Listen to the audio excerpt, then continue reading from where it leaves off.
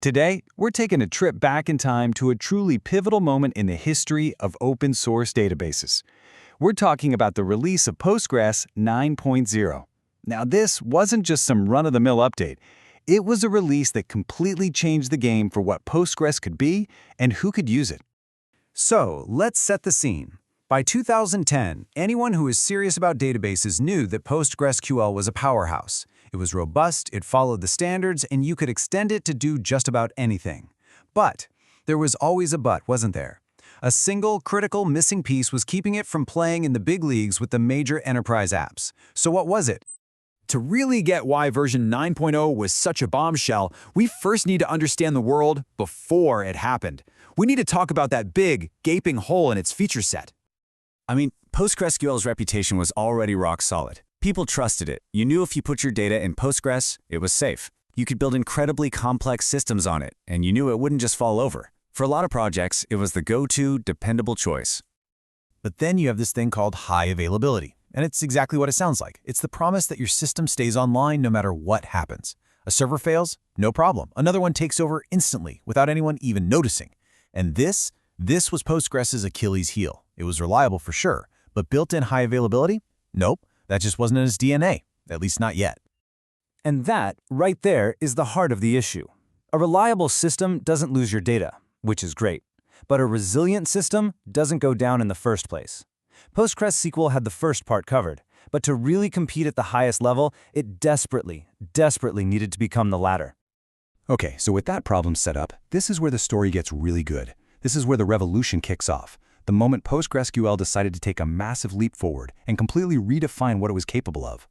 The date to remember is September 2010. The Postgres community drops version 9.0, and with it comes the answer to that huge resilience problem. And trust me, this wasn't just another item on a changelog. It was a fundamental shift in the database world. And boom, there it is. Two simple words that completely changed the trajectory of PostgreSQL.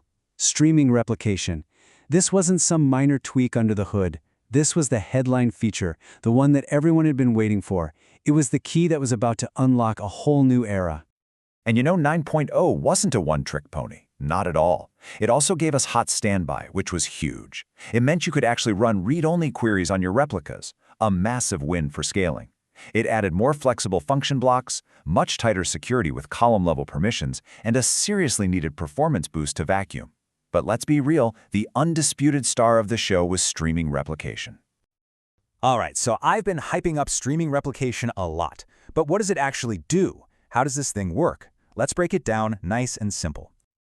Honestly, at its heart, the idea is incredibly simple and kind of beautiful. You've got your main database server, right, the primary. It's handling all the writes. As soon as a change happens there, that change gets immediately streamed over the network to one or more standby servers. And the key phrase here is real time. We're talking near instant. So think about it like this. First, somebody updates a row on your main server. Instantly, and I mean instantly, that exact change is sent over to the standby server. So that standby is always just a heartbeat behind the main one, perfectly in sync, and always ready to take over if the main server suddenly goes offline. That's the magic of automatic failover. Okay, so it sends data from one server to another. Cool. But why was this such a monumental deal? Why was this the feature that put Postgres on a whole new map? Well, the difference was literally night and day. Before 9.0, if you wanted high availability, you had to use these complex, sometimes clunky and slow, third-party tools like Sloany or Londistay. They worked, but man, they were a headache to set up and manage. With 9.0, it was suddenly native. It was part of the core database, and that meant it was simple, it was fast, and it was officially supported. Game changer. And this just blew the doors open for PostgreSQL. All of a sudden, it was the perfect database for cloud deployments that demand that kind of resilience. You can now easily scale read-heavy applications across the entire globe just by pointing queries at your replicas. And for the very first time, you could confidently run your most mission-critical applications with a true enterprise-grade disaster recovery plan, all using tools that came right in the box. You see, this whole shift wasn't just about code. It was about reputation. It was about perception. Version 9.0 was what made the big corporate world, the enterprise, finally stand up and say, okay, what's this PostgreSQL thing really about? And what got their attention? A number. 99.99%. You'll hear people in the industry call this 4 nines of uptime. This is the gold standard for serious enterprise applications.